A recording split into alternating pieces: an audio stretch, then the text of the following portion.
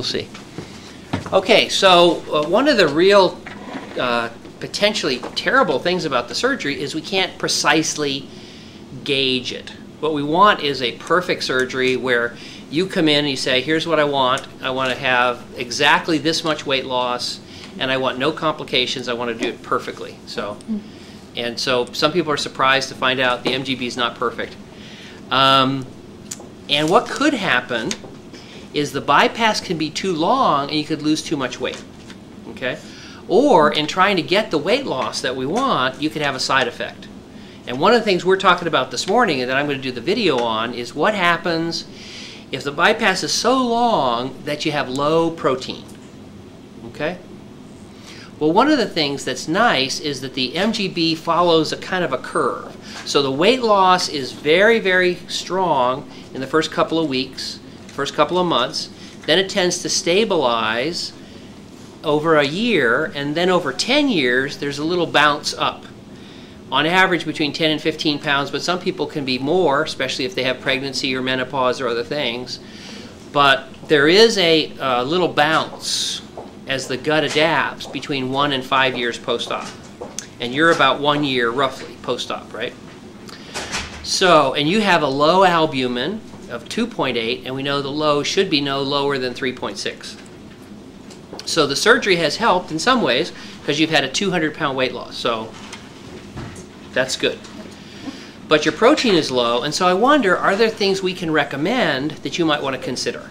Okay, and so one thing is, are you taking your creatine? Yes. Good. And how much? I think I don't know, I take these 2 big chewables a day. Okay. You'll want to look and find out how much. And creatine is a 3 amino acid kind of short peptide, and it's been shown to help build muscle. And if you build muscle, that's going to also stimulate protein synthesis, so it might help us. And 2 big chewables sounds to me like you could do more. The creatine comes in 3 kinds of, well, 4 ways. It could be a chewable tablet, it could be in a capsule, it could be in powder, or it could be liquid. Never, never, never get the liquid because it degrades from creatine to creatinine. And that's actually different. Don't buy it in liquid form, buy it in powder form? Well, chewable's okay, I'm not crazy about it. The capsules I find are convenient.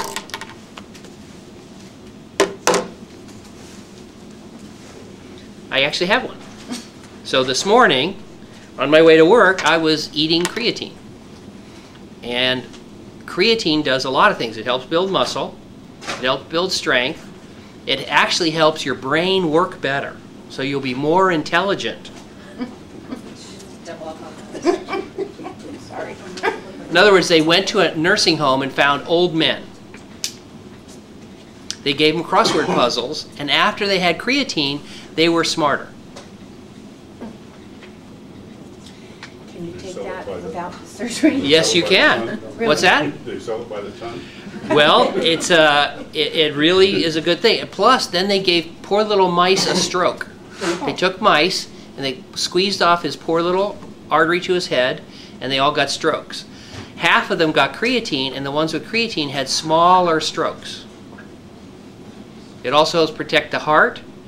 It helps AIDS victims have more muscle strength. So, How much do you recommend? How many mil? Why I'm thinking 5. in your case, because we would like to push you a little bit, I would take up to 5 grams a day. And 5 grams means most of the, like the capsule that I'm showing here on video, this is a creatine capsule. Where do you get them? You can get them at Walmart or GNC, or you can get them from Amazon. That's where I got mine, because then I don't have to leave the house. How many milligrams is that? I think it's 750. You take one. I take a handful, because I need to be smart on my crossword puzzles. Do you notice how smart I am this morning? Yeah, I noticed. I may be, no, actually, you're saying I should take another one? Glasses.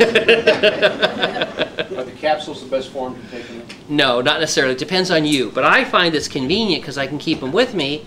And like, let's suppose, you know, I get out of clinic in a little bit, I could have a glass of water and I could have a couple of more. But I want to tell you that this whole video has nothing to do with creatine. How do you spell it? Send me an email. Creatine. Creatine. Yeah, it's okay. But also, on my website, we have videos. But we have to get it. Your health, even if you never have surgery, you need a computer now to have good health. Just saying. Okay, so I'm not going to talk about creatine. I have hundreds of videos on creatine. You should be taking creatine, and especially in your case. But I want to talk about citrulline. What? You already posted that.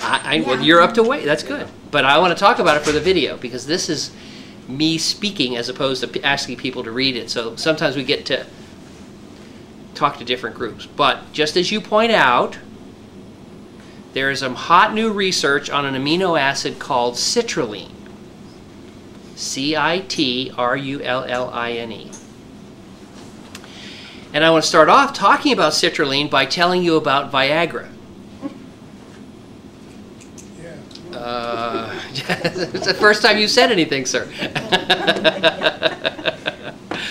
Okay, so it turns out that in the body there is a wacky chemical called NO, nitric oxide.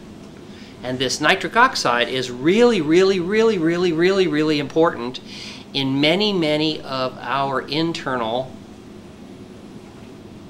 metabolic processes. So nitric oxide, when it's released, causes vasodilation. Adding nitric oxide can increase the release of growth hormone, can help build muscle, can dilate vessels.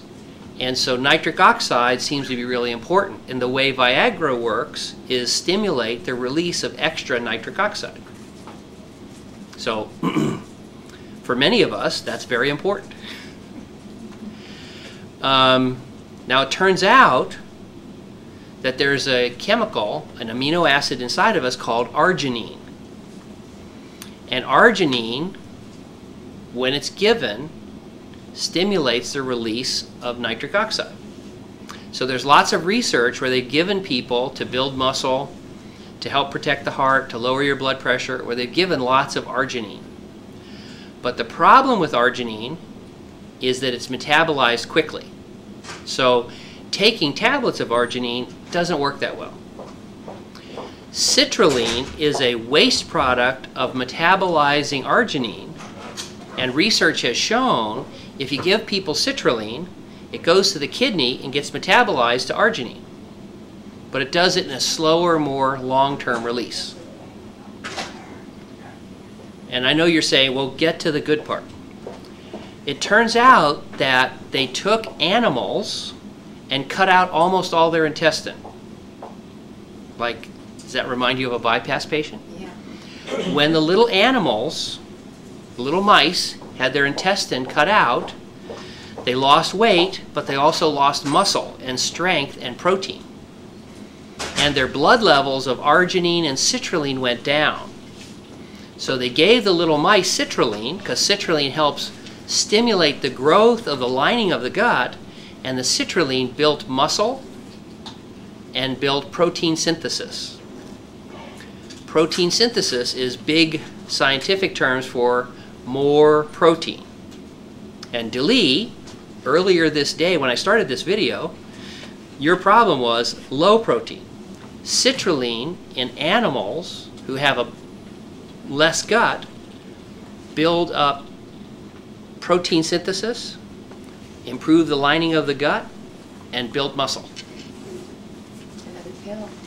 That's this one. Okay. So this is my citrulline.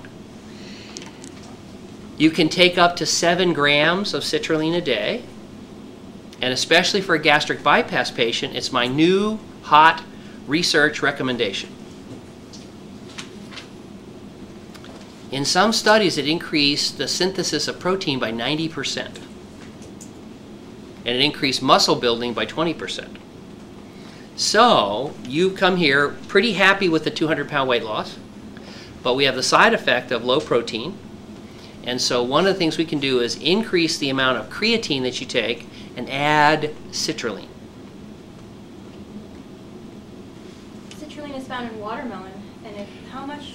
I know it! Listen to this! I love you! How much watermelon would you have to eat to equal 7 grams? I have to look at that. But so this is really great. This is just crazy talk, all right? So a lot of times you're listening to my videos and you're going, I don't know about this guy. But they did research where they found that there is a lot of citrulline in watermelons. So they took patients and they gave them watermelon. And the bump in citrulline in the blood was almost equal to giving them regular citrulline. So you might not think of this as a muscle building tool, but we're going to send Sandy and Trish out and everybody's going to have watermelon for the rest of the clinic. Nobody go get watermelon? No, I was kidding. Darn. I'm sure. Maybe you need some watermelon. So, as a tip, as a pointer. Now, one of the other things that we could do is we could say, are you taking some supplemental protein? Like whey protein or anything like that? Okay. So let's just think about it. If your protein is low, what could we do? We could take some more protein. Now, in my manual, and there's a lot of research saying whey protein, W-H-E-Y, whey protein is good. And there's a lot of good research on whey protein. But recently some skeptics, some scallywags, some smart alecks did some research. They say this whey protein you guys are charging so much for, that's the same stuff that they get from milk. So some guy got a wild idea. He decided to give 2 groups of weightlifters either some expensive whey protein or a glass of milk. And he had them lift weights and run and all this stuff. And the whey protein did help build muscle, but so did the glass of milk. I've been drinking a lot of milk. Okay. Another smart aleck said, well, if that works, let's try chocolate milk. Because if you're going to make me do something, Dr. Rutledge, I'd rather it was chocolate milk. And they found chocolate milk worked just as well. And then some other crazy character, you know what he said? He tried a bowl of Rice Krispies with milk. And that does well too. But we want to stimulate and look at maybe trying some extra protein in your diet as much as you can. And what do we have to beware of with our patients and milk or dairy products? Lactose intolerance. So if you have trouble with lactose, then you'll want to be careful about getting lactose-free milk. The other thing our patients can have trouble with is there's fat in milk. So sometimes fatty milk, even if it's lactose-free, can upset your stomach. If that happens, then you'll want to get the lower fat or fat-free milk, which is still going to be a good source of a lot of protein. It's good. It's really good. And it's good. There we have an unrequested testimonial for fat-free milk. So, Delee, you get some tips and pointers there that could help? And you'll tell me later how much more creatine I should take? I'm sorry, let me restate it. I think you should try to seek to get in around 5 grams of extra creatine a day. Okay, so 5 total, and then the 5 grams of creatine a day. And usually the capsules come as 500. This one's a little bigger than the 500, so that would mean 10 tablets during the day. Right. So you can't take them all at once, so what I would do is have a Ziploc baggie, and this morning I didn't put mine in the Ziploc, because you can see I've got them here with me. And then during the day, you have a sip of water and then have some. Just throw. See, you don't have to take those with food. No. Okay, good. Okay. For those listening on the video who might correct me, there is research to show that the creatine has better uptake when you eat it with sugar, but I wouldn't do that for the slight advantage of the creatine.